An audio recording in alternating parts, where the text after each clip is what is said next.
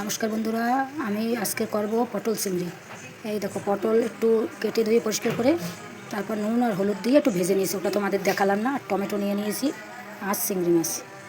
কড়াই গরম হয়ে গেছে, তেলটা দিয়ে দেবো জিরা ফোড়ন, হলুদ আর লবণ দিয়ে দিয়েছি। এটা ভেজে নেবো, চিংড়ি মাছটা ভালো করে লাল লাল করে ভেজে নেবো।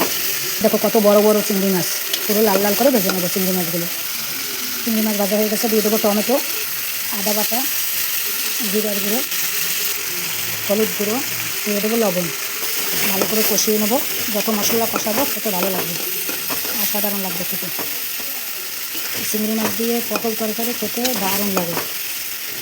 পটলটা সব দিয়ে দেবো, দিয়ে ভালো করে কষিয়ে নেবো, যত কষাবো খেতে ভালো লাগবে। দিয়ে দেবো লঙ্কার গুঁড়ো, দিয়ে দেবো গরম মশলার গুঁড়ো। কষানো গরম মশলাগুলো খেতে ভালো লাগে। কষানো হয়ে গেছে, এবার জলটা দিয়ে দেবো। এই দেখো কত সুন্দর হয়েছে।